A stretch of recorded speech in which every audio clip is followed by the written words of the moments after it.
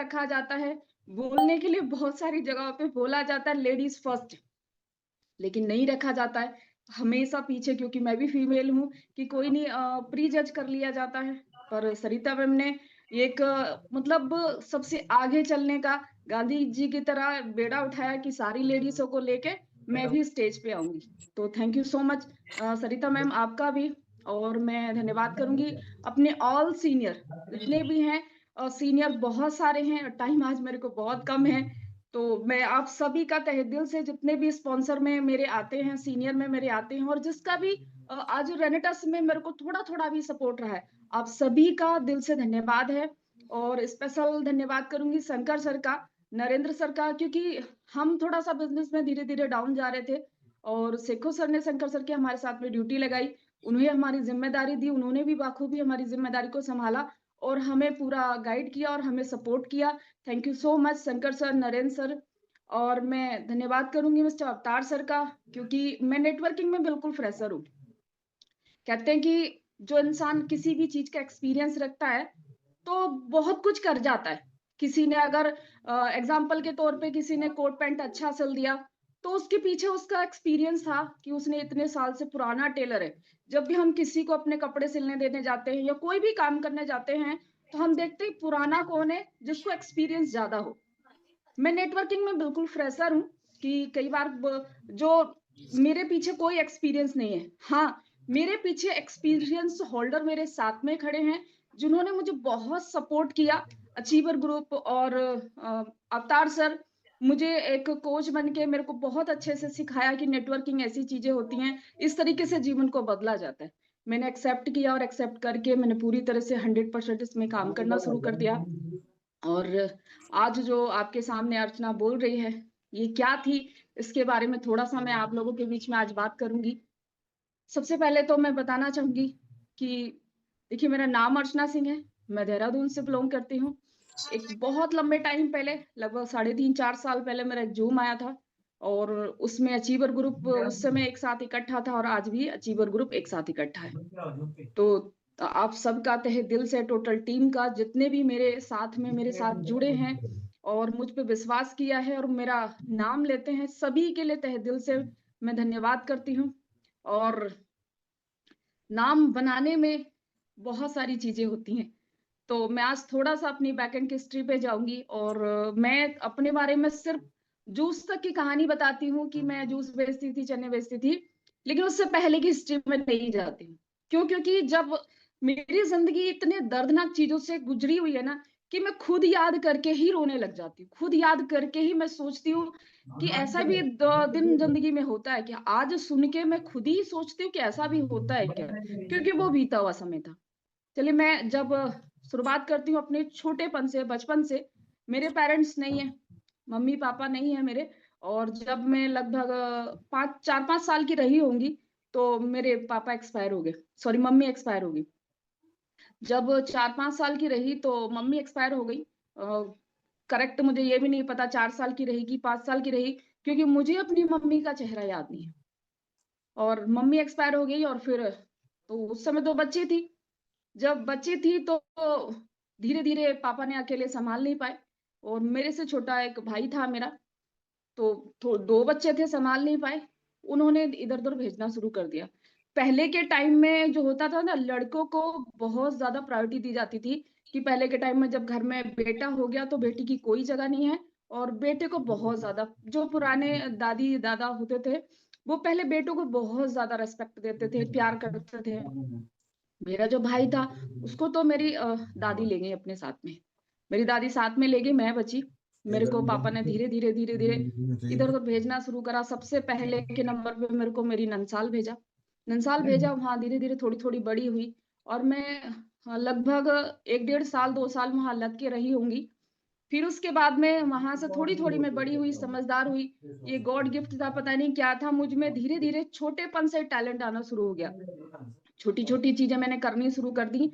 तो फिर थोड़ी सी बड़ी हुई, फिर कुछ समय बाद मुझे नानी के बहन के घर भेज दिया गया, फिर आगे वहां से किसी और के घर भेज दिया गया। करते करते करते करते पूरी रिश्तेदारियों में, जब कभी ऐसा होता था ना कि किसी के यहाँ पे कोई काम आ रहा है, कोई फंक्शन आ रहा है, कोई शादी आ रही, कुछ भी काम आ रहा है, तो याद करा जाता। तो पहले फ़ोन तो थे नहीं, कि पता लगाते थे किस जगह पे अर्चना है और अर्चना को लेके आओ।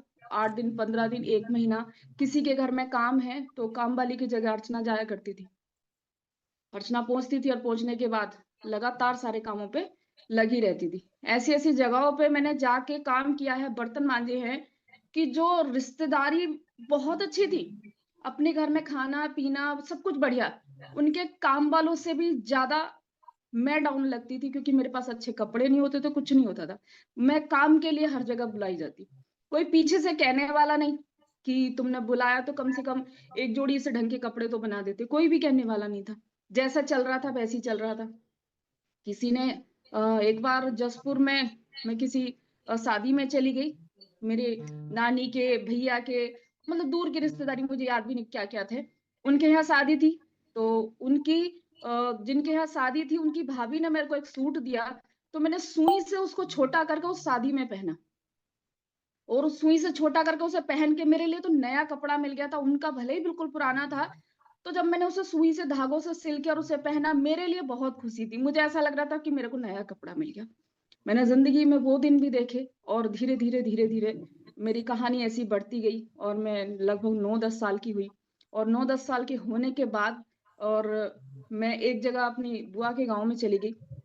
और वहाँ जाने के टाइम मैंने उनके घर में खाना-पीना सब खुला था, वहाँ खाने पे कोई बाउंडेशन नहीं थी।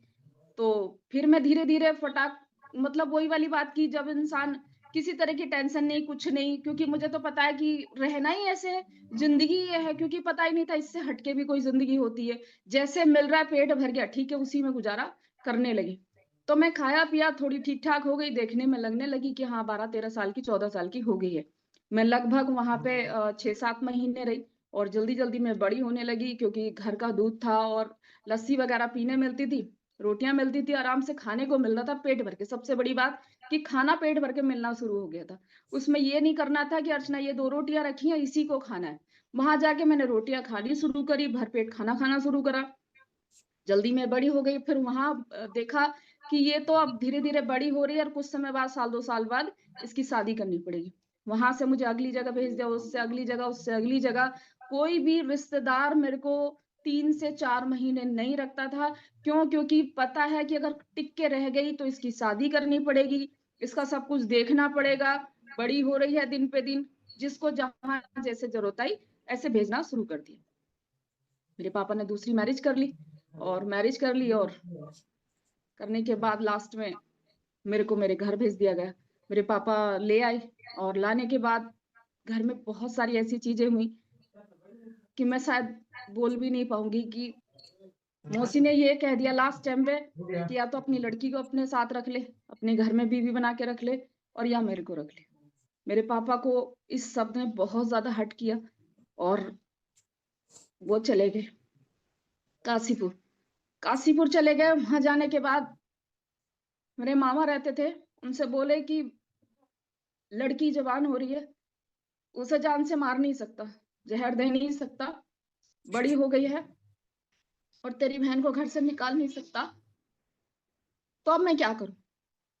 तब मामा ने एक ही रास्ता दिया कि कोई बड़ी बात नहीं है, देखने में नहीं लगती अर्चना कि ये 13 ही साल की है।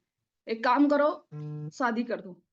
ना तो तुम्हारा घर खराब होगा, ना तुम्हें लड़की खोनी पड़ेगी, शादी कर दो। पापा ने कुछ नहीं देखा, कौन बंदा, कहाँ का, कैसे, और वहाँ रात को 500 रुपए देके 7 दिन के अंदर मेरी शादी तय कराई। मैं उन दिनों अपनी बुआ के घर में रह रही थी। बुआ भी दूर की थी, पापा की मामा की ये पता नहीं कैसी सिस्टर थी, और मैं बुआ के घर पे रह रही थी। उन दिनों में वहां जा गए और जाने के बाद मेरे से बोले कि अर्चना तैयारी कर ले, तेरी शादी है। मैं तो मजाक समझ रही, मैंने कहा ऐसे थोड़ी शादी होती है।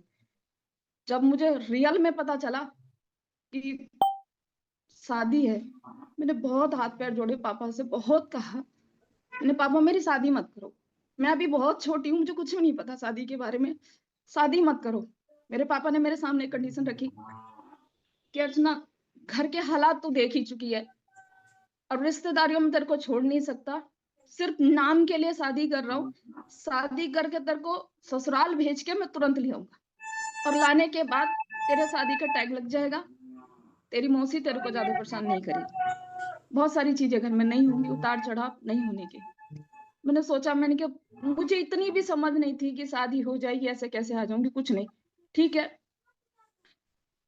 5-6 दिन बाद मेरी बारात आ गई, और बारात आने के बाद जिन लोगों को पता था कि अर्चना की उम्र क्या है, और जिससे मेरी शादी तय करी, उम्र में मेरे से दुगना मेरे पापा की एज का, तो वहां पुलिस बुला ली।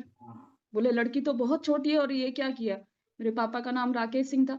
बोले कि राकेश क्या किया, ये तो लड़की तो बिल्कुल अ, तेरी इतनी छोटी है, और ये बंदा जो तूने देखा है इसके लिए, ये तेरी उम्र का और तू उससे भी देखने में बड़ा लग रहा है। तो पुलिस वुलिस आ गई, किसी ने बुला दिया जो मेरी मम्मी को जानते थे, और ये अच्छे से जानते थे कि ये सोशीला की लड़की है, इस तरह से जानते थे। उन्होंने पुलिस बुला ली।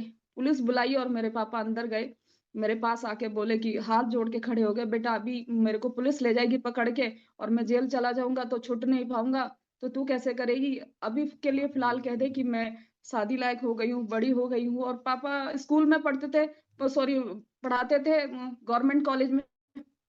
तो पापा ने वहां से सर्टिफिकेट बनवा लिया और मेरी मैरिज कर दी। मैरिज कर दी, कोई बात नहीं। वहां जाने के बाद 1 दिन 2 दिन मेरे को, जब पापा मेरे साथ उस समय चले गए, और 1 से 2 दिन बाद पापा जब तक तो मेरे साथ रहे, और पापा वहां से वापसी आ गए। बोले मैं 4-6 दिन बाद आ जाऊंगा और तुझको ले जाऊंगा। मुझे बच्चों की तरह मेरी सास के साथ सुलाया जा रहा। और जब मेरी सास ने मेरे को, मेरे हस्बैंड को नहीं दिया क्योंकि उम्र में बहुत छोटी थी, तो उसने मुझे इतना मारा कि जो करछी होती है ना, मेरे शरीर पे इतने निशान बन गए। तो ससुराल से भी फिर मुझे इधर उधर भेजना शुरू कर दिया कि यहाँ रखेंगे तो वैसे ठीक नहीं है, मारता रहेगा ये। ससुराल की रिश्तेदारियों में रहना शुरू कर दिया। ऐसे जीवन चलता रहा, चलता रहा, चलता रहा। हालात सारे देखे। मायके का भी समय ऐसा ही था और ससुराल का समय भी ऐसा ही आया कि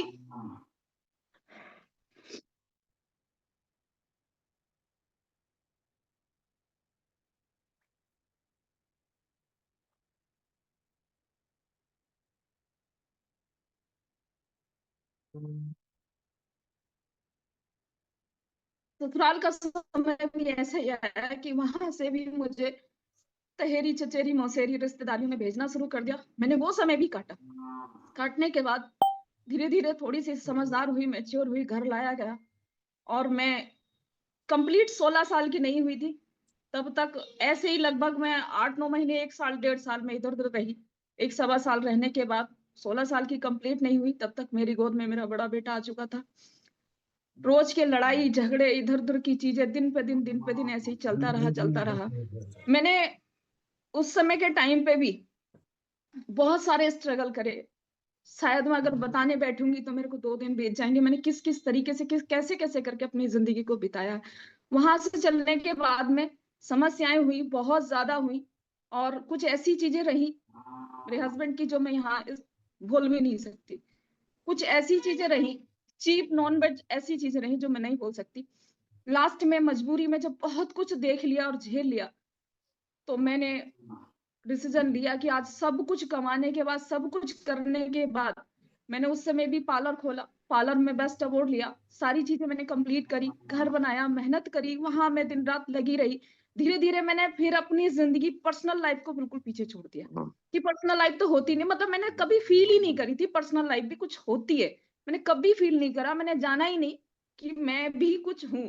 दुनियादारी में और घर गृहस्थी में और बच्चों में इतनी पूरी तरह से मिक्स हो चुकी थी, और मुझे पता ही नहीं था कि पर्सनल लाइफ भी कुछ होती है। मैं वहां से थोड़ा थोड़ा थोड़ा थोड़ा अपने आप को कंट्रोल किया, और फिर मैंने एक डिसीजन लिया। हुआ ये था, लास्ट टाइम मैंने, डीपली स्टोरी में नहीं जाऊंगी, लास्ट टाइम में मैंने अपने हस्बैंड को किसी के साथ देखा, और देखने के बाद में, और बहुत ज्यादा तू तू मैं हो गई। और मुझे लास्ट टाइम पे इतना मारा गया, इतना मारा गया, इतना मारा गया कि आप मुझे पहचान नहीं पाते कि मैं गोरे रंग की हूँ, काले रंग की हूँ, नीले रंग की हूँ। मार के निशान हो चुके थे। और ये मेरा जो मुँह है, लगभग 1 महीने मुँह ऊपर करके चाय डालना और दलिया डालना, बिस्किट वग़ैरह डाल के ऐसे मैंने गुज़ारा करा, क्योंकि ये सब ऐसे मुँह पकड़-पकड़ के यहाँ मार-मार के पूरे जवाड़े बंद हो चुके थे। मुझसे रोटी तो अगले 1.5-2 महीने बिल्कुल नहीं चबाई गई थी। ऐसे हालातों में मैं जब मुझे बहुत मारा, तो मैं अपने बच्चों को लेके आ गई थी। और बच्चों को लेके आ गई थी, 1 जोड़ी कपड़े लेके आई थी और बच्चों के कपड़े थे। इत्तेफ़ाकन ऊपर वाला मेरे साथ था और मैं नियत अच्छी थी, व्यवहार से अच्छी थी, नेचर से अच्छी थी। मैंने अपने नेचर को कभी खराब नहीं करा। तो मुझे भगवान ने एक क्या चीज़ दी कि मेरे दोनों बच्चों का एडमिशन नवोदय विद्यालय में हो गया। मैं नवोदय में मेरे दोनों बच्चे चले गए, मैं अकेली हो गई और मुझे देखा कि मैं खुद ही अपने जीवन को अब चलाना कोई ज़्यादा बड़ी बात नहीं है। नवोदय विद्यालय में चले गए, वहाँ कोई किसी तरह का खर्चा नहीं था, ड्रेस भी वहीं से मिल रही थी, बुक्स भी वहीं से मिल रही थी, खाना-पीना सब कुछ रहना वहाँ होना शुरू हो गया। मैं थोड़ी-सी फ्री हुई और फ्री होने के बाद मैं धीरे-धीरे, धीरे-धीरे अपनी सारी चीज़ें चला रही थी। मैंने पैन कार्ड पे लोन लिया, लोन लेके मैंने पार्लर खोला और 50,000 का लोन लेके पार्लर खोला, पार्लर को बढ़िया से चलाया और चलाने के बाद उसमें भी लगभग 1 साल के अंदर-अंदर मैं दिल्ली सामान लेने गई, उस पार्लर में भी चोरी हो गई। कहते हैं कि ज़िंदगी में जब बार-बार हमें तोड़ती है ना, तो कुछ ही लोग होते हैं कि उन हालातों में सर्वाइव करके आगे निकलते हैं। मैं पार्लर में चोरी हो गई और जिस दिन मेरे पार्लर में चोरी हुई थी ना, तो उस दिन ऐसा लग रहा था कि मेरा तो सब कुछ ही चला गया। किसी के घर में मौत हो जाए और चोरी में सब कुछ चला जाए। तो उस घर के ना जो माहौल है बिल्कुल ऐसा ही हो जाता है। सेम बिल्कुल ऐसा हो जाता है कि जैसे घर से कोई चला गया। मैंने 3 दिन लगातार उस फैले हुए सामान में बैठ के रोई और 3 दिन तक बिल्कुल पानी के सिवा मैंने चाय तक नहीं पी। मैं उस हालातों में उस पार्लर में देख-देख के रोती रही। पड़ोसियों ने मेरी मदद करी, 5-5 हज़ार रुपए मेरे को दिए 3-4 लोगों ने और मकान मालिक ने बोला अगले 3 महीने तुझसे किराया नहीं लूँगा। मैंने फिर से अपने आप को स्ट्रॉन्ग करा, फिर से करना शुरू करा और करने के बाद में फिर धीरे-धीरे सीधे चीज़ें बनी और फिर मैंने सोचा कि इसमें ज़िंदगी बड़ी नहीं हो सकती। बस समय नज़दीक आ रहा है, मेरे बच्चे आ जाएँगे, फिर मैं उस समय बच्चों को क्या दिखाऊँगी कि मैंने क्या जोड़ा और क्या करा, क्या नहीं करा। उस समय के टाइम मेरी लाइफ़ में एक ऐसा दिन भी आया था कि ऐसा लग रहा था कि अब मतलब जीने के लिए कुछ है नहीं। हालात इतने खराब हो गए थे। मेरे साथ बेइज़्ज़ती वाला सामान हो गया था। ऐसा हो गया था कि मुझे उठाने के लिए गाड़ी से कुछ लोग भेज दिए गए कि इसे उठा लाओ और बेच दो कहीं। ऐसा समय मेरे साथ जब आया, गजरोले में एक बजरंग दल में एक भाई है रोहित, मैंने उनको कॉल किया। मैंने कहा भाई ऐसे-ऐसे बात है, सुनने में आ रहा है, मेरे पास कॉल आई है कि तू कहाँ है? तो बोले ठीक है मैं सामने वाली दुकान में बैठा हूँ और तुम बुला के बैठाओ और दरवाज़ा खुला रहने देना, फ़ोन चलते रहने देना। फ़ोन चलता रहेगा, तुमसे नॉर्मल बात करी तो कोई बात नहीं और तुम्हारे साथ बदतमीज़ी करेगी तो हम देख लेंगे। तो ऐसा सोच के मैंने वो नॉर्मली उन्हें बुलाया और फ़ोन चलता रहा और उन्होंने आते ही मेरे साथ में बदतमीज़ी शुरू कर दी तो वो तुरंत वो लोग आ गए। आके मुझे बचा लिया और बचा के पुलिस-वुलिस को बुला लिया, बहुत सारे कांड हुए, तो उस समय मैं बहुत ज़्यादा टूट चुकी थी, परेशान हो गई थी, कुछ और भी ऐसी चीज़ें हो गई थी। मैंने क्या किया ईयरफ़ोन ली और अपने कानों में लगाई, फुल गाना चलाया और मैं ट्रेन की पटरी पे चली गई। मैंने कहा अब मुझे मरना है। मैंने कहा अब नहीं जी पाऊँगी, इतना कुछ कहाँ तक झेलूँ, बच्चे नवोदय में हैं, धीरे-धीरे इंटर करके आएँगे तब तक समझदार हो जाएँगे। तो मैं ये सोच करके चली गई और क्योंकि मतलब जब इंसान मौत कब कब इंसान चाहता है जब अपनी ज़िंदगी से पूरी तरह से हताश हो जाए, निराश हो जाए, उसे जीने से ज़्यादा अच्छी मौत लगने लगे। मैं चली गई और मैंने अपने कानों में फ़ोन लगाया और फुल उस पे गाना चलाया और गाना चलाने के बाद और मैंने यहाँ पे कपड़ा बाँध लिया और मैं ट्रेन की पटरी के पे चल रही थी और जैसे ही ट्रेन आने का समय हुआ, 1 मिनट के अंदर-अंदर किसी का मेरे पास कॉल आया और कॉल आया तो फ़ोन पे फ़ोन आया क्योंकि मेरे कान में ईयरफ़ोन लगी हुई थी, तो पता चल गया कि इस पे कॉल आ रहा है। मैंने ये सोचा कि लास्ट कॉल है, उठा लेती हूँ, पता नहीं क्या है। कुछ बच्चों के बारे में बात कर लूँगी, कुछ बच्चों के बारे में बता दूँगी कि मेरे बच्चों की ज़िम्मेदारी क्या है, कैसे है। किसी से मेरे पास फ़ोन आया और फ़ोन आया तो उन्होंने मेरा फ़ोन उठाते बोले, "हाय, हेलो।" अब आप सब जानते हैं कि जब इंसान मरने जा रहा हो तो उसकी आवाज़ कैसी हो रही होगी, उसका क्या बात करने में क्या उसका कॉन्फिडेंस होगा। मैं बोली उनसे बहुत घबराई हुई थी, बहुत परेशान थी और बोले कि हाय हेलो करके कि अर्चना कहाँ है? मैंने कहा कहीं नहीं, यहीं पे हूँ। तो ऐसे ही बात करते-करते हाय हेलो में और कहाँ है? क्या कर रही है? आवाज़ कैसी हो रही है? इन्हीं बातों में ट्रेन निकली वहाँ से। जब ट्रेन निकली, तो वो समझ गए कि कुछ ही गलत करने जा रही है। इसके शब्द और ट्रेन की आवाज़ का मैचिंग देख के उन्होंने बोला मेरे से कि अर्चना, अगर तू कुछ गलत करने जा रही है, तो इतना याद रख, जो तेरी ज़िंदगी में अब तक बीता है, सेम तेरे बच्चों के साथ होने वाला है। जो तेरा बीता हुआ समय था, वो तेरे बच्चों का फ्यूचर बनेगा। और तू की इतनी ज़्यादा कायर होगी कि तू जिया नहीं जा रहा। करके दिखा, अगर तुझ में हुनर है और तुझे ये है कि मुझे लोगों को दिखाना है, और जिन्होंने तुझे गिराया है, तुझे परेशान करा है, तू उन्हें करके दिखाना। तब मेरे मुँह से निकल गया कि ऐसे-ऐसे बात थी, तब उन्होंने मुझे समझाया और समझा के मुझे मेरी समझ आ गया कि मैं फिर बातें करते-करते उन्होंने फ़ोन ही नहीं काटा, लगभग 1 डेढ़ घंटे तक मेरा गुस्सा शांत हो चुका था, मुझे समझा चुके थे और चलते-चलते फिर मैं धीरे-धीरे अपने शांत होके अपने घर आ गई। घर आ गई, मैंने डिसीज़न लिया कि यहाँ कुछ नहीं होने वाला है। मैंने इंस्टीट्यूट जॉइन करने के लिए डिसीज़न लिया और मैंने जाके देहरादून में इंस्टीट्यूट जॉइन कर लिया पार्लर का। और वहाँ मैंने अपनी पढ़ाई करनी शुरू करी और 4 लाख रुपए का लोन मैंने फिर से उठाया और उठाने के बाद मैंने वहाँ से अपना पैसा जमा करके इंस्टीट्यूट में पार्लर का कोर्स सीखना शुरू करा। तैयारी कर दी न्यूज़ीलैंड की। मैंने कहा मैं बाहर जाऊँगी और अपने पता ही नहीं था कहाँ कौन-सी कंट्री क्या है, कैसे, बस न्यूज़ीलैंड का नाम मैंने राधा आंटी के मुँह से सुना था, तो सिर्फ़ मैंने उसी को बोल दिया कि मैं बाहर जाऊँगी और बाहर जाके अच्छे से पैसा कमाऊँगी और अपने बच्चों की ज़िंदगी बनाऊँगी।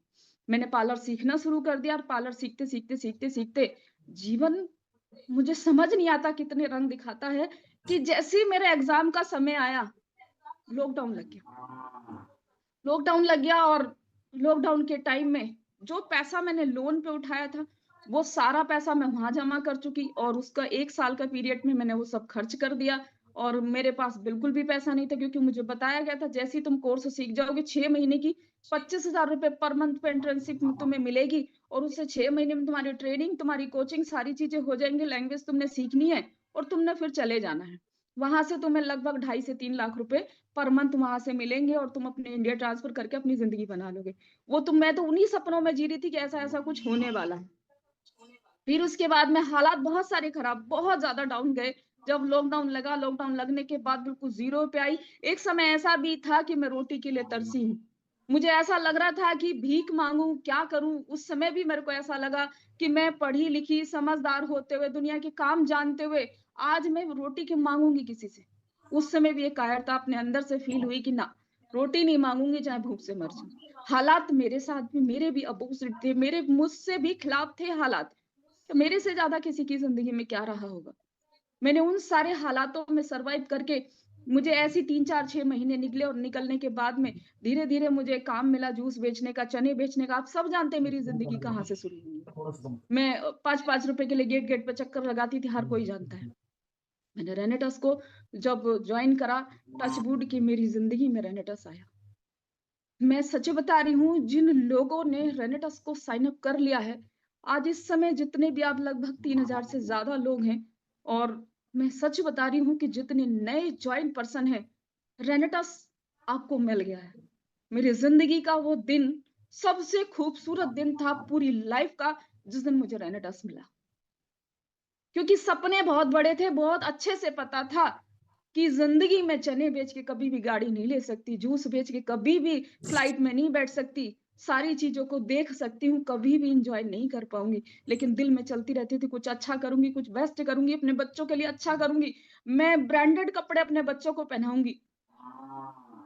मैंने लोगों को देखा ना कि जो चीज़ें मैंने अपने जीवन में कभी नहीं मिली, वो मैं अपने बच्चों को दूँगी। मेरे दिल में ये सब चीज़ें चलती रहती थी और सुबह 3:30 बजे उठना, जूस पे जाना, लेना, 5-6 किलोमीटर की यात्रा करना और जैसे-तैसे करते-करते 100 डेढ़ ₹100 रोज़ के कमाना, उसी के साथ में फिर चने बेचना। चने बेच के 2-3 घंटे दोपहर में रेस्ट करा, शाम को 4-5 बजे, 6 बजे 2-3 घंटे में पत्ते तोड़ के लाना, पूरे दिन ऐसी लगी रहती थी। 4-4 5-5 घंटे का मात्र 4-4 5-5 घंटे का आराम करती थी। और किस चीज़ के लिए? हद से हद ₹350 तक के लिए। ज़्यादा से ज़्यादा कितने कमा पाती थी जूस में? ₹350। मैं आप लोगों को बता दूँ कि रेनेटस मेरी ज़िंदगी में उसी संघर्ष की वज़ह से आया, उस लगन की वज़ह से आया और मैंने सब सोचा कि हाँ, मुझे बड़ा करना है, जीवन में बहुत आगे जाना है। भगवान ने मेरी सुन ली और सुनने के बाद रेनेटस मेरी ज़िंदगी में भेज दिया। रेनेटस मेरी ज़िंदगी में आया और मैंने उसको बहुत सारी कंडीशनें थी, किस तरीके से कैसे बहुत सारे सवाल-जवाब हुए, लेकिन मैंने रेनेटस को साइन अप किया। और करने के बाद मैंने डब्बियाँ बेचनी शुरू करी क्योंकि मुझे तो पता ही नहीं था नेटवर्क मार्केटिंग किसको कहते हैं, नेटवर्क बना के कैसे पैसा आता है, मुझे बिल्कुल भी नहीं पता था। मैंने डब्बियाँ बेचनी शुरू करी, ₹500 का रिटेल प्रॉफिट उस समय बचता था, मैं बेचती गई।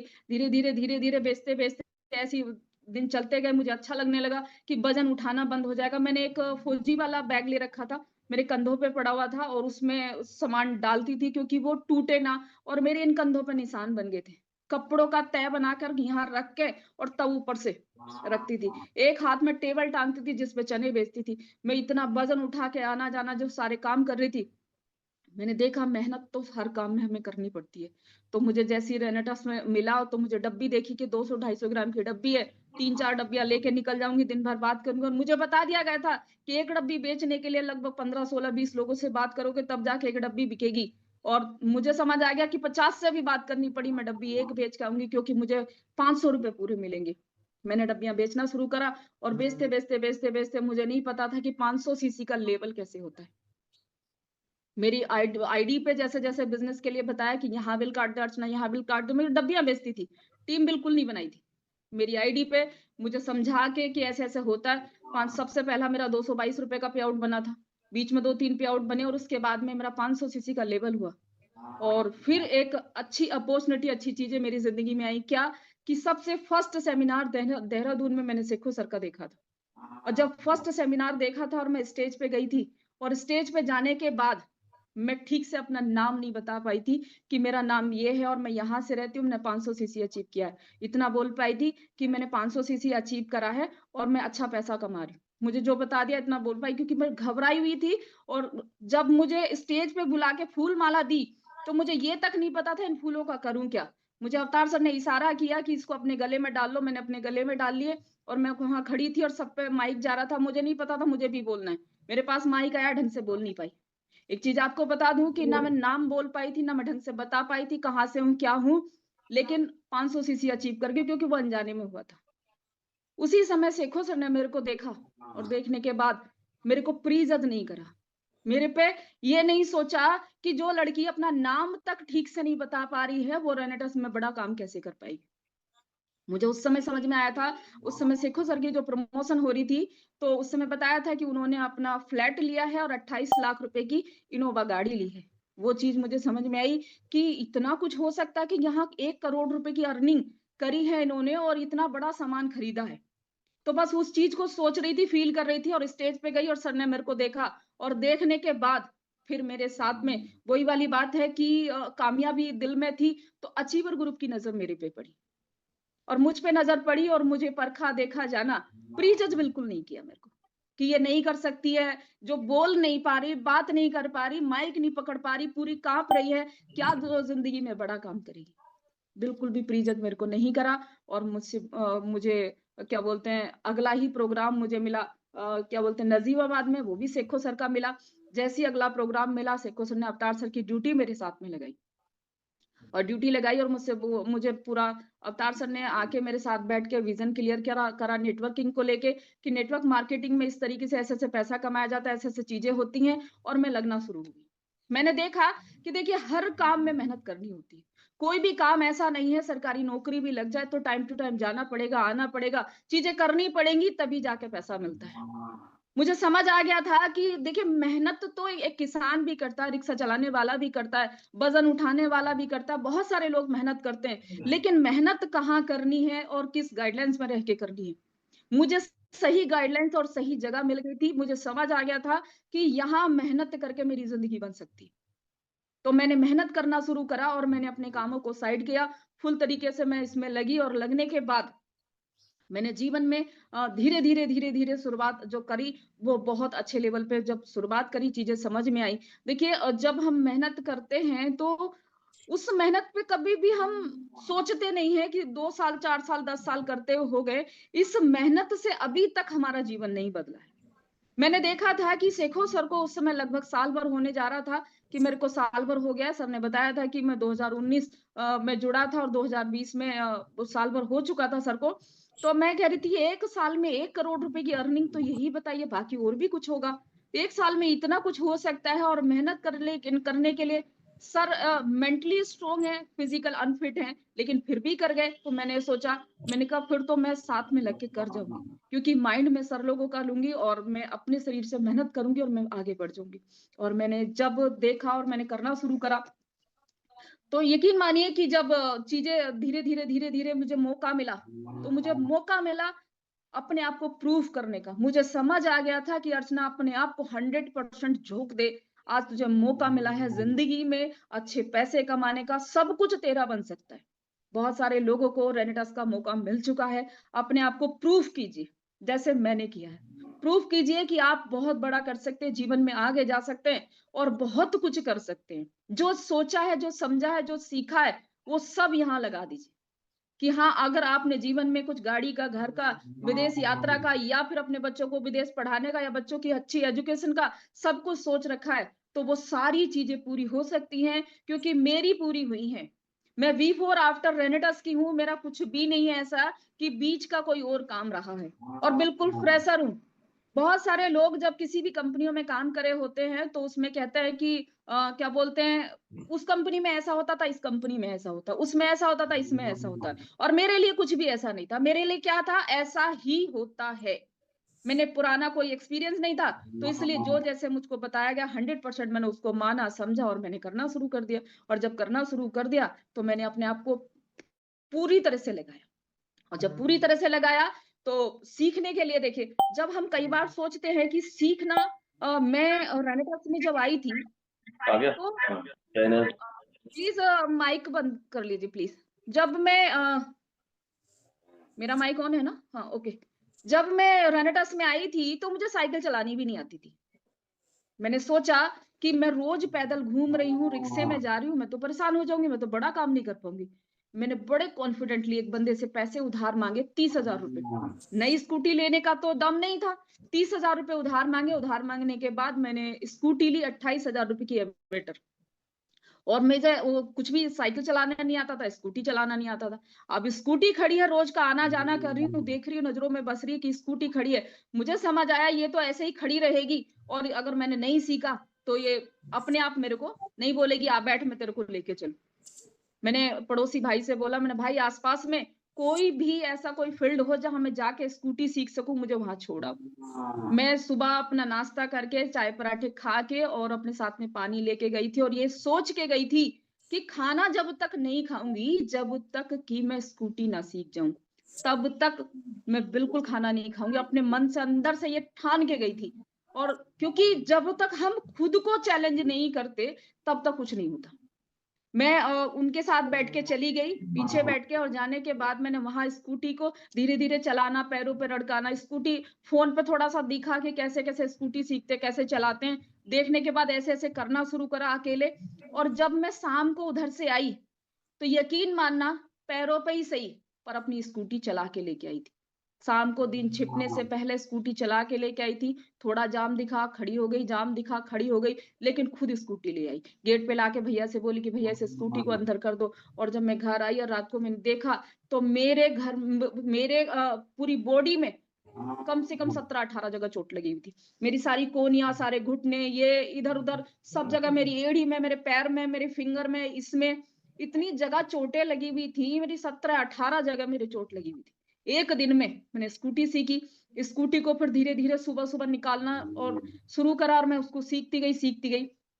सीखने के बाद मैंने उस स्कूटी को फिर इतना चलाया, इतना चलाया, इतना चलाया, कि मैंने 1,000 किलोमीटर का राउंड लगाया। कोई भी बंदा गूगल करके देख सकते हैं। मैं देहरादून से निकलती थी, मुजफ्फरनगर, मेरठ, दिल्ली, दिल्ली से मुरादनगर, मोदीनगर, मोदीनगर से गजरोला, गजरोले से संभल, संभल से संभल से मुरादाबाद, मुरादाबाद से रुद्रपुर, रुद्रपुर से हल्द्वानी, हल्द्वानी से काशीपुर, काशीपुर और शेरकोट होते, नजीबाबाद होते, फिर से मैं देहरादून आती थी। मैंने, और मुझे ये भी नहीं पता कि कितनी बार मैंने ये राउंड लगाया है। और मैं लगातार, मैं पूरी पागलों की तरह लगी कि पैसा कमाना है बस।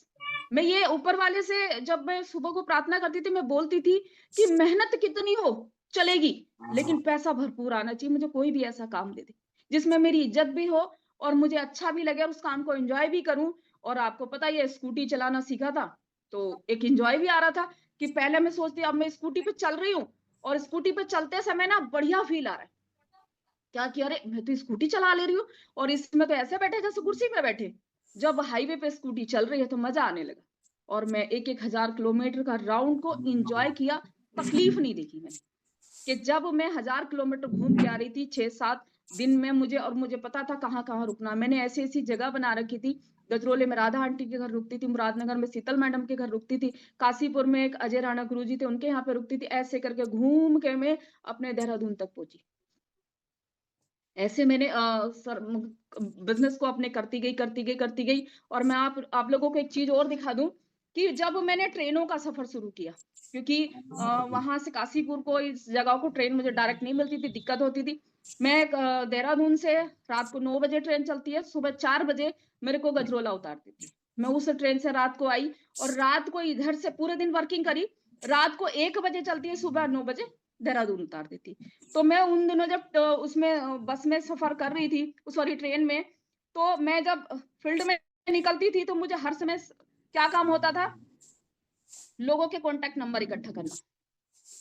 मैं आप लोगों को दिखा दूं, टीटी नाम से भी मेरे फोन में इतने नंबर सेव हैं। मैंने काम किया, मैंने ये नहीं देखा कि टीटी से बात ना करूं। जिस भी ट्रेन में बैठ गई और टीटी से थोड़ी देर मेरी बात हो गई और उस टीटी का मैंने नंबर ले लिया, और नंबर लेने के बाद किसी भी बंदे को मैंने खाली नहीं छोड़ा। प्रोडक्ट मैं सबको दे चुकी हूँ। एक टीटी है चंडीगढ़ वाला जिससे मेरी दोबारा बात नहीं हो पाई, क्योंकि मुझे लगता है उसने नंबर सही नहीं दिया था।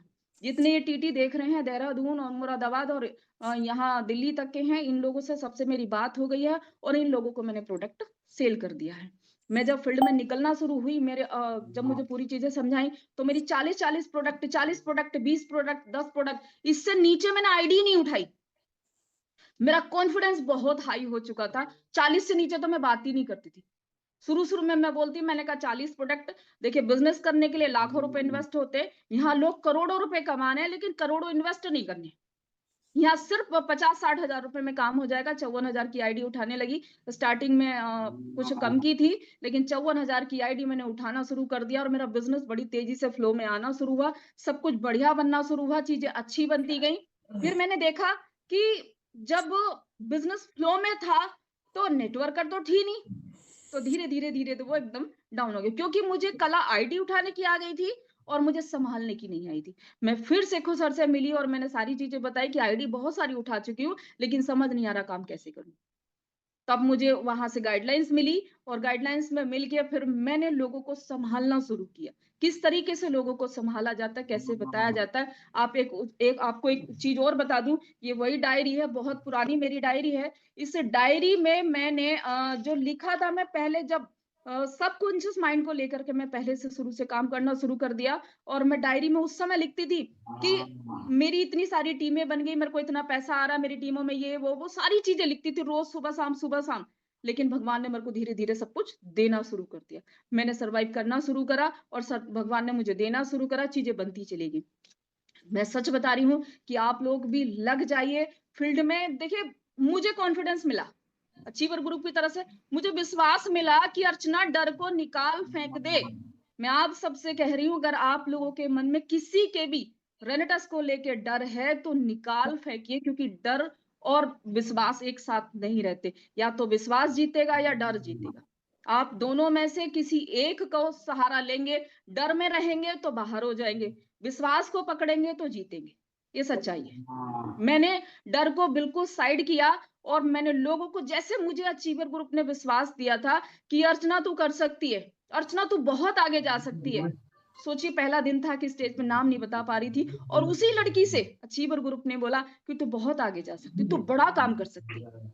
और मैं एक सवाल मेरा वीरवान सर से, सहारनपुर में था मेरा फर्स्ट सेमिनार, मैंने वीरवान सर का अटेंड किया। मैंने बोला, सब लोगों को सुनती थी ना कि इतना एक्सपीरियंस इतना एक्सपीरियंस। मैंने कहा सर एक बात बताइए कि क्या मुझे भी कामयाब होने में 15-20 साल लगेंगे? बोले क्यों? कि लोग स्टेज पे बताते हैं मैं 15 साल का, 10 साल का इतना एक्सपीरियंस है। और मैंने कहा इतना टाइम तो मेरे पास नहीं है। धीरे धीरे मेरे बच्चे बड़े हो रहे हैं, फिर मेरे बच्चे बाहर से पढ़ के मेरे पास आ जाएंगे, तब तक मुझे घर बनाना है, मुझे चीजें बनानी, कैसे करूंगी मैं? तो सर ने बोला कि कभी भी अपना दिमाग मत लगाना, एक्सपर्ट की मदद लेना। और एक्सपर्ट अचीवर ग्रुप बहुत ज्यादा है। अपने दिमाग से चलना बंद कर देना, और ये कामयाबी हद से हद तेरे पास 3 सालों के अंदर आ जाएगी। मैंने मुझसे पूछा सर ने कि बच्चों के आने का कितना टाइम है, मैंने कहा सर अभी तो 5-5 साल पड़े, 4-4 5-5 साल पड़े। तो बोले कि अगले 3 सालों में अर्चना तेरे पास सब कुछ होगा और तू लग जा। मैं लग गई, और जो फील्ड में जिस तरीके से मैंने काम करना शुरू करा, पूरी तरह से कॉन्फिडेंस के साथ काम करना शुरू करा। जब मैं अचीवर ग्रुप में जुड़ी थी, रेनेटास में जुड़ी थी, जिस दिन मैंने साइन अप किया था, और जब मैं वर्किंग में आई थी, तो मैंने देखा था मैं बहुतों से पीछे थी। बहुत सारे लोग मेरे से बहुत आगे थे। तो मैं कहती थी ऐसा कौन सा दिन आएगा जिस दिन मैं स्टेज पे बोलूंगी मैं अर्चना सिंह और मैं इतना बड़ा पैसा कमा रही हूँ। मैंने कहा करना है। मैंने ठान ली थी कि भले ही मैं सबसे पीछे हूं, लेकिन मेरी रनिंग, मेरी दौड़ वो होगी कि मैं टॉप जाऊंगी, मैं हिट करूंगी, और मेरा नाम पूरे इंडिया में अचीवर ग्रुप के माध्यम से गूंजेगा। और मैंने सर को बोला भी था, सेखो सर से मैंने लिखवा के बोला, मैंने कहा सर मुझे अचीवर ग्रुप में टॉप करना, मुझे बड़ा अपना नाम चाहिए, मैं बड़े काम करूंगी।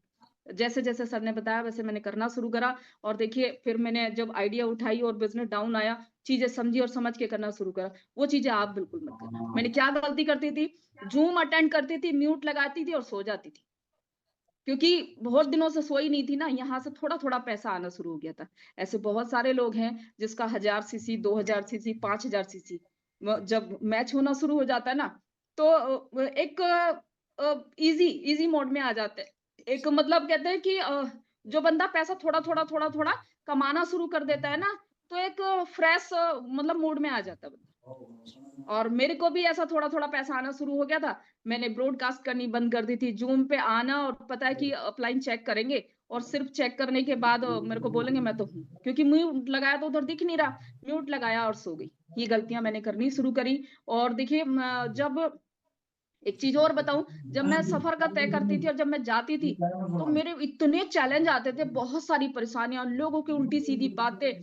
मैं एक लड़की हूं, जब किसी को कॉल करती थी ना एक दिन पहले, तो तुरंत फोन उठाया, हाय हेलो जी बताइए मैडम कैसी है। बढ़िया तरीके से लोग मेरे से बात करते थे। और जब बात आ जाती थी कि सर मैंने ऐसे से कॉन्सेप्ट शुरू किया है और मैं उस पर थोड़ा सा आपसे डिस्कशन करना चाहती हूँ, क्या आपके पास से 10 मिनट मिलेंगे? मैडम चाय पीजिए, खाना कीजिए, बैठेंगे, बताइए किस होटल में बैठते हैं, और बस कंपनी उम्पनी का काम रहने दीजिए, कहाँ चक्कर में पड़ रही हो, कितना पैसा चाहिए बताओ। ऐसे लोग मुझे बोलते थे कितना पैसा चाहिए बताओ, हम देने के लिए तैयार हैं, तुम इन सब फालतू कामों में मत पड़ो।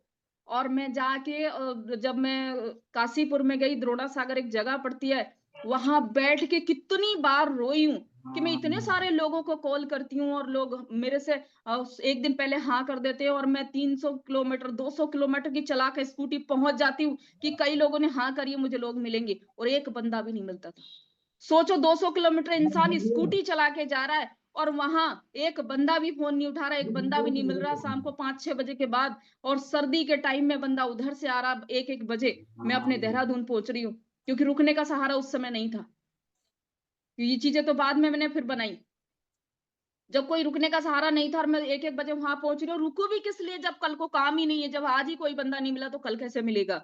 मैं कितनी हताश होके, निराश होके, अगर मैं उन दिनों बैठ जाती, छोड़ देती, तो सोचो आज मैं कहाँ होती, फिर से चने जूस या जॉब, इन्हीं सब चीजों में जाती। आज मेरा बहुत बड़ा नाम बना, बहुत सारी चीजें बनी, क्यों? क्योंकि मैंने करना शुरू करा। अब लग जाइए, करिए, अच्छे से करिए। और मैं एक लेडीज के लिए कुछ बात बोलना चाहूंगी, जितनी फीमेल्स हैं, देखिए कल एक रिकॉर्ड ब्रेक चमत्कार हुआ, क्या की वर्ल्ड कप फीमेल्स लेके आई। कितनी बड़ी बात है कि मतलब लेडीजों ने पूरे इंडिया का नाम दुनिया के परचम पे लिख दिया। लेडीज तो बहुत कुछ कर सकती है। मैं अपने आप को सोचती हूँ, इस समय जितनी फीमेल्स जुड़ी हुई हैं, मैं सबके अंदर हूँ। मुझे ऐसा लगता है तुम सब कर सकती हो, जितनी भी फीमेल्स हैं। ये मेरा दावा है, अगर आप अपनी शक्तियों को जगा लो ना, बहुत आगे जा सकती हो, बहुत आगे। आप सब कुछ कर सकती हो, आप सारी की सारी सरिता मैम हो और अर्चना सिंह हो।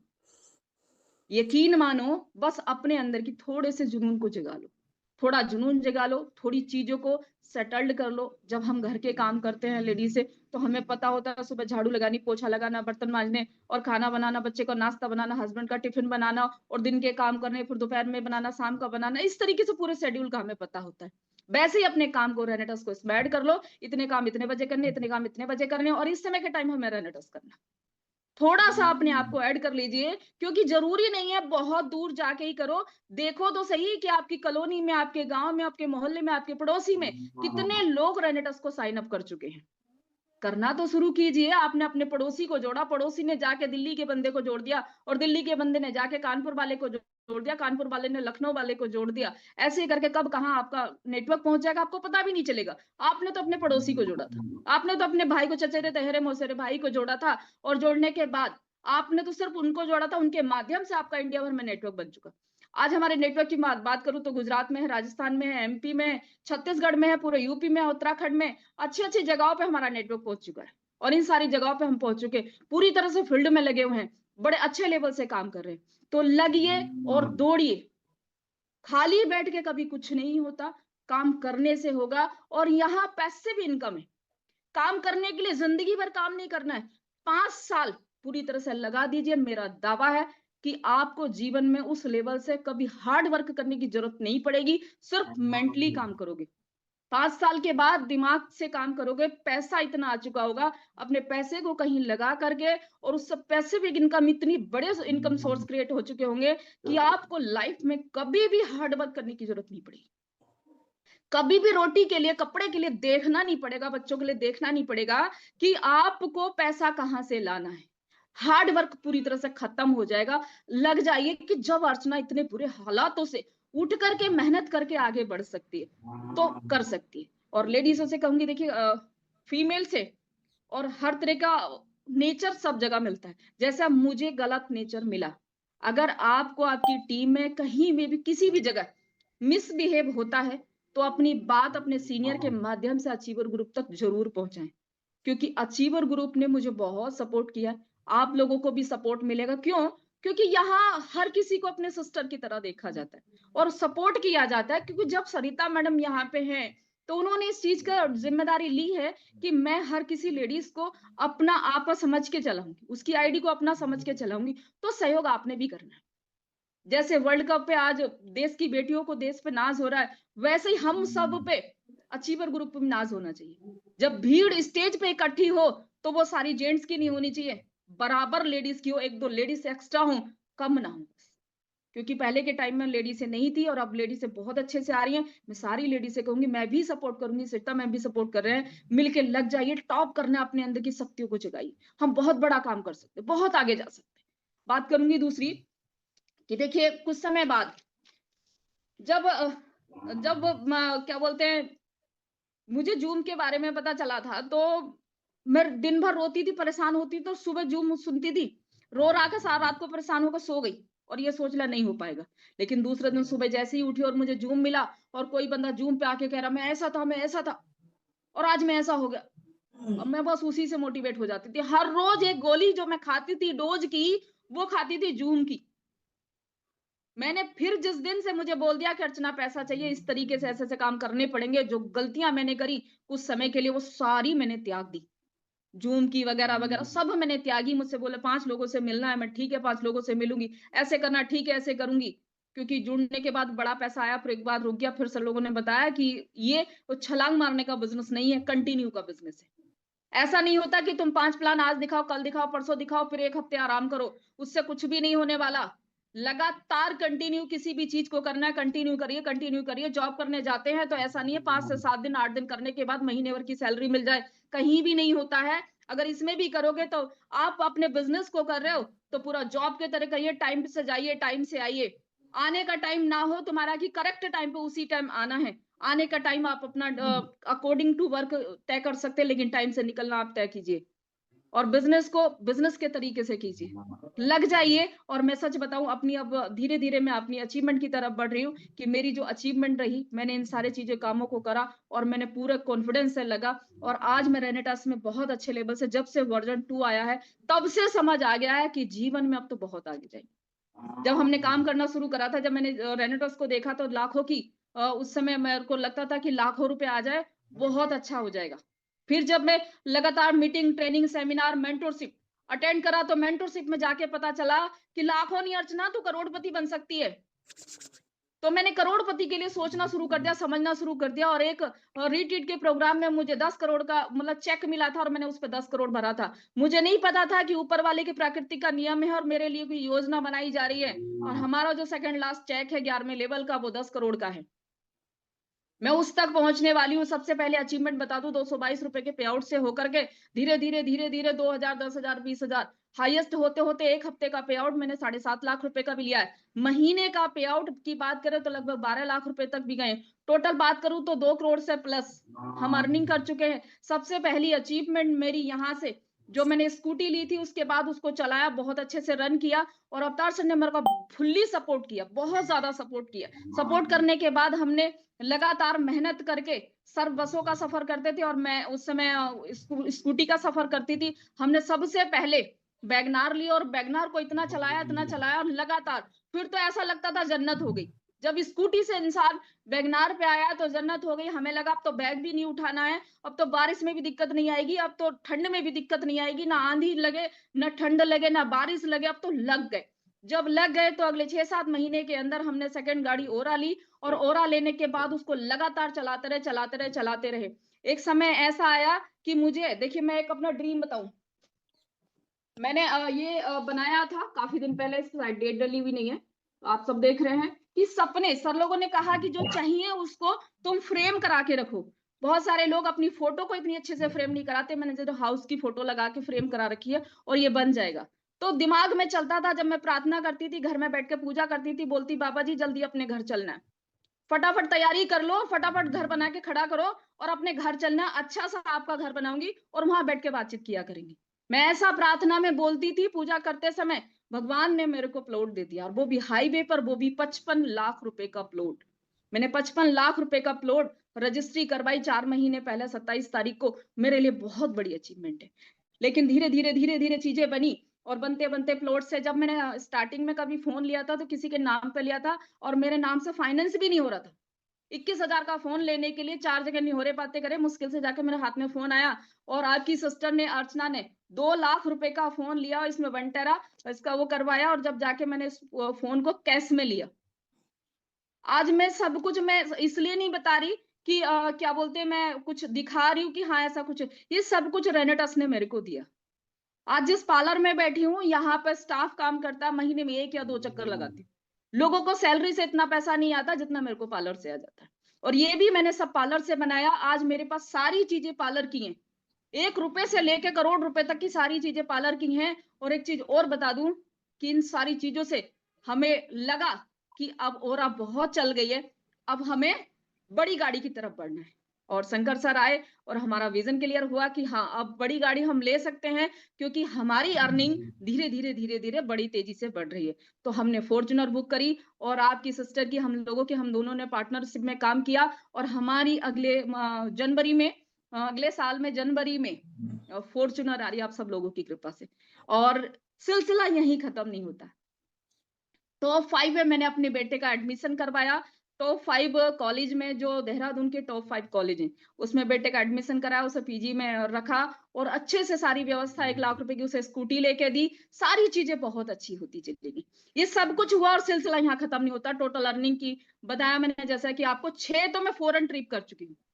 जो अर्चना नीचे से खड़े हो हमेशा हवाई जहाज को ऊपर देखा करती थी, और जिस दिन, पहले दिन मैं एयरपोर्ट पे गई थी, सन 2023 का दिन था, पहली 1 अप्रैल थी, जब मैं वहां गई थी, और जाने के बाद देखा कि किसी भी रेलवे स्टेशन पे या किसी बस स्टॉप पे इतनी भीड़ नहीं होती जितनी एयरपोर्ट पे होती है। उस दिन समझ आ गया था कि दुनिया में हम कहाँ पड़े हैं।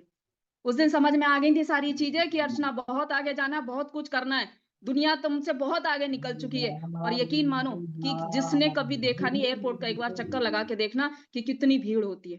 जिंदगी में हमें बहुत आगे जाना है, क्योंकि हमें सबको रेनेटस मिल गया है, और रेनेटस मिल गया है, इस रेनेटस में कमाल करना है। बस अपने आप को 100% लगाइए, कॉन्फिडेंस के साथ लगाइए, बिल्कुल भी मत डरिए। जब आप खुद डरेंगे तो आगे बिजनेस कैसे होगा।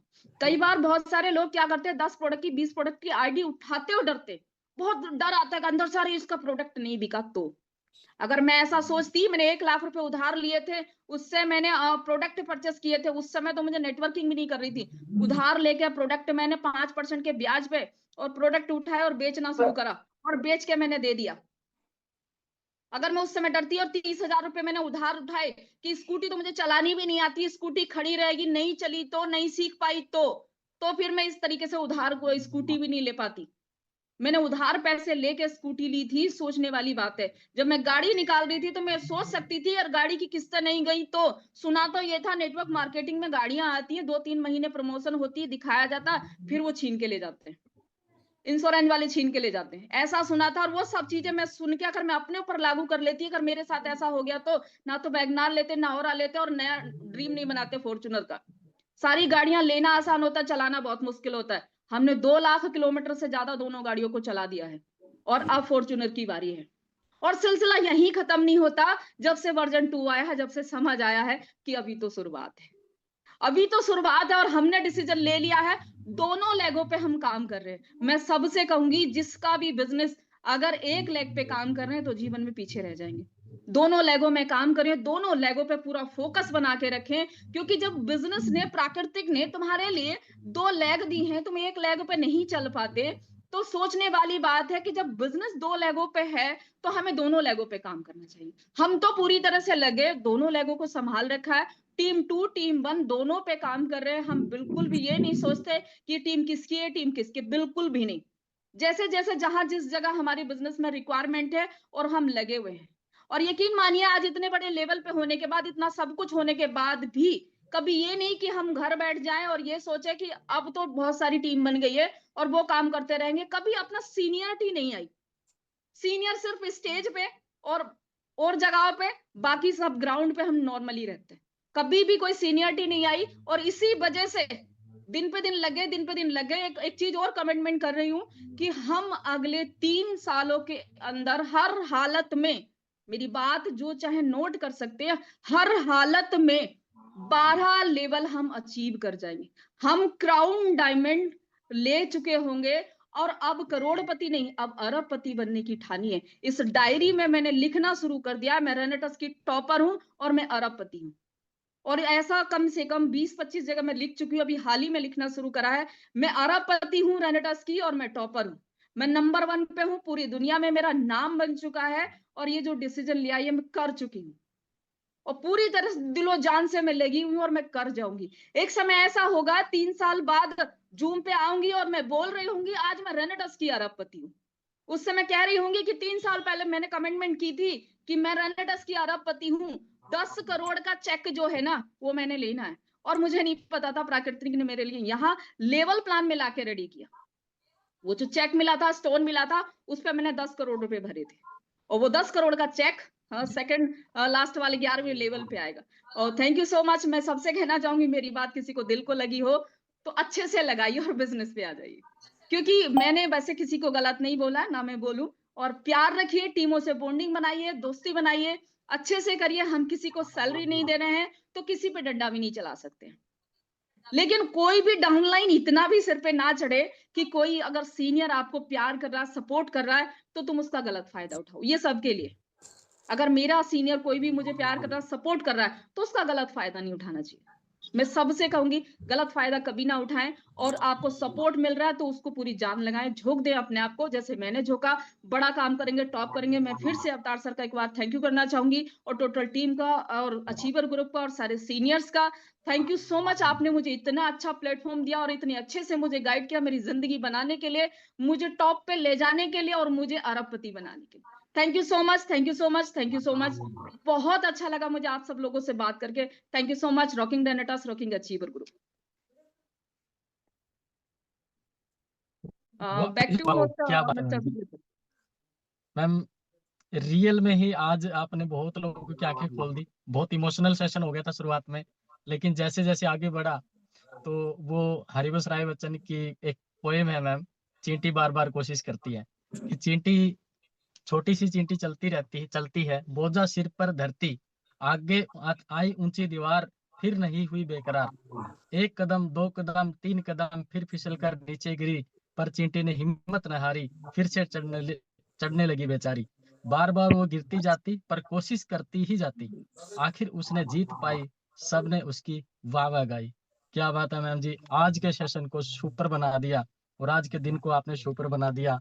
हर चैंपियन, हर शख्स जो आज के सेशन को पूरा शुरू से लेकर लास्ट तक देखा है, तो उस शख्स ने अपने सपने सच होते हुए दिखाई देने लगे हैं। तो सुपर मैम, मार्वलस, आप ऐसे ही आयरन लेडी नहीं बोलते रहे नटस वेलनेस के अंदर आपको, आप एक्चुअल में आयरन लेडी हो मैम। और आप डेफिनेटली 100% हम सब दुआ करेंगे, और आप डेफिनेटली आपके दम के ऊपर अरबपति बनेंगे मैम। थैंक यू मैम, बहुत ही शानदार आपका आज का सेशन रहा। और मैंने शुरुआत में बोला था, कहीं आज के सेशन को कोई चैंपियन आपका मिस ना कर दे और उसका विजन क्लियर नहीं हो पाएगा। और जितने भी चैंपियन, आज संख्या भी बहुत जबरदस्त रही हमारी, और कल भी हमने इसी तरीके से इस संख्या को कंटिन्यूटी के साथ हमने बढ़ाना है। तो दोस्तों, आज का सेशन के बारे में हम क्या ही बोलें, अब सब कुछ आपके सामने आ चुका है। बहुत ही शानदार सेशन रहा, और इसके लिए हम तहे दिल से शुक्रिया करना चाहेंगे हमारे अचीव ग्रुप के founder leader miss Shrita Thakur ma'am ji, और रिस्पेक्टेड वीरवान चौधरी सर, और हमारे सभी के great mentor respected Rajveer Singh Cheko sir. Thank you sir, जो आज का जो एजुकेशन मिला और जो हर दिन हमें एजुकेशन मिल रही है, बहुत ही शानदार है सर। तहे दिल से शुक्रिया रहेगा, हमेशा शुक्रिया रहेगा। तो कल भी ऐसा ही एक सेशन सुनने के लिए, जो मॉर्निंग की हमारी जूम क्लास होती है, ऐसे सेशन के लिए मिलते हैं 6:50 पर, ऐसी एक शानदार जानदार लीडर के साथ 6:50 पर। Thank you. रॉकिंग नानाटस, रॉकिंग अचीव ग्रुप।